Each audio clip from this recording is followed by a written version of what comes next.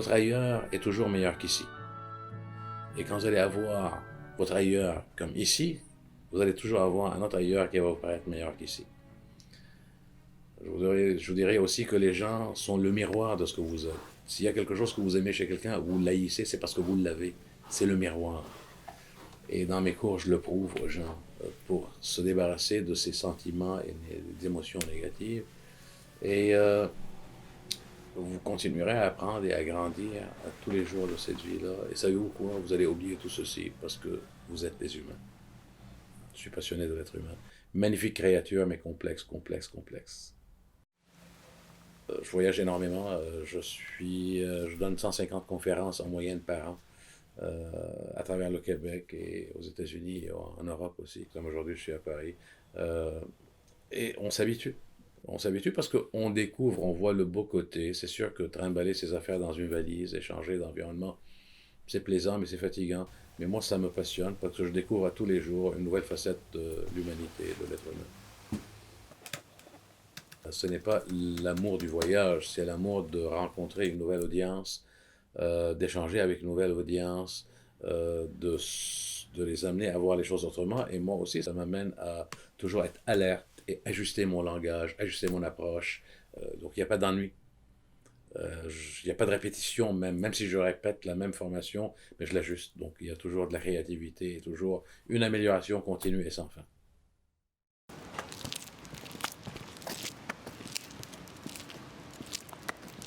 Pareil, écoute, ça me rappelle mon enfance, ça me rappelle quand j'avais 5 ans, 4-5 ans, j'étais avec mes parents ici, et ben, j'ai plein de souvenirs. Le parc, quand je courais pour attraper des pigeons, et je me perdais des fois, et ma mère me chicanait. Donc j'ai plein de souvenirs. Ensuite, quand j'étais adulte, j'ai habité Paris aussi. Ça me rappelle la vie de jet set, le fun. Paris, c'est une ville lumière. Alors j'aime bien, j'ai mes cousines, j'ai mes nièces, mes neveux. Donc ça me ramène à mes racines, certaines racines.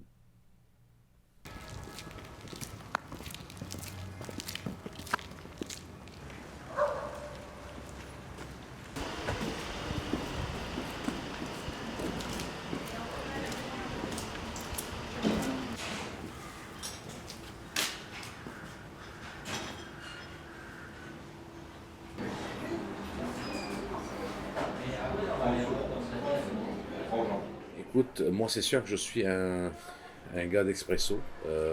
Et le matin, je prends mon premier expresso. Ça c'est un must. Je peux pas, c'est priorité. Et ensuite je vais prendre mes fruits. Ensuite je vais me préparer. Ensuite je prends un deuxième expresso. Donc j'ai besoin de deux expressos pour être fonctionnel le matin.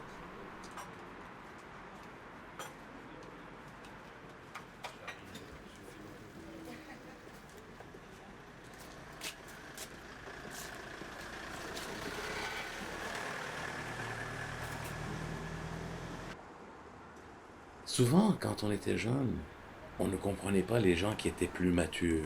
They know nothing. Ils ne savent pas de quoi ils parlent. Et là, avec la maturité, parce que je ne crois pas au vieillissement, c'est de la maturité. Et je regarde et je me dis, mon Dieu, si jeunesse savait. Et je ne dis pas que les jeunes aujourd'hui ne sont pas brillants. Et elles sont brillantes et brillants et beaucoup plus intelligents que nous, ma génération, quand on était jeunes. Beaucoup plus brillants. Mais beaucoup moins de discipline et beaucoup moins de rigueur, par exemple. Et chaque fois que quelqu'un me parlait de discipline, je voulais même plus le voir, ce n'était plus mon ami. Et j'ai compris que sans discipline, sans rigueur, il n'y a rien qui va prendre vie.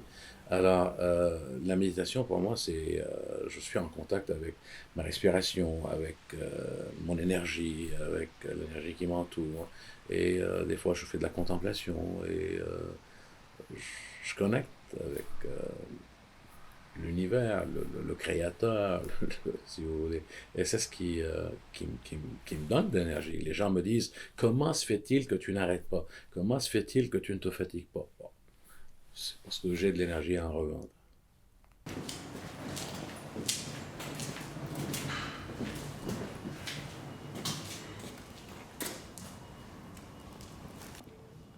Je suis une des meilleures personnes qui gère son temps parce que je le gère à chaque minute. Donc moi, je travaille avec des blocs de 15, 30, 45 minutes ou 60 minutes. Et j'ai développé, je sais quelles sont les priorités, parce que je ne crois pas à la gestion du temps. Même si vous avez l'argent de Bill Gates, vous ne pouvez jamais acheter 2 heures hier et 30 minutes à demain. C'est impossible. C'est qu'est-ce qu'on choisit de faire dans le temps qui nous est alloué. Donc c'est la gestion des priorités. Et si je n'ai aucune idée quelles sont mes priorités, mais c'est un sacré défi. Et les priorités, nous devons avoir des priorités sur tous les aspects de notre vie, professionnelle, santé, intellectuelle, spiritualité, du temps pour soi, pour méditer. Donc oui, quand j'étais jeune, le temps n'avait aucune valeur. On avait tout le temps. Et finalement, j'ai réalisé que le temps est beaucoup plus précieux que n'importe quoi. L'argent, on le gagne, on le perd. La santé, avec la médecine, aujourd'hui, on est capable d'en récupérer. Mais le temps, une fois que c'est parti, c'est gaspillé pour toujours. Impossible de le remplacer. It's gone. Et je vis chaque minute comme si c'était la dernière de ma vie. Alors je profite de chaque instant de ma vie. Quand j'étais plus jeune, je pensais tout savoir. Oh. Et finalement, j'ai réalisé que quand je commençais à enseigner et partager mes connaissances et mes compétences, mes talents, là j'ai vu que j'étais une petite goutte dans un océan d'informations.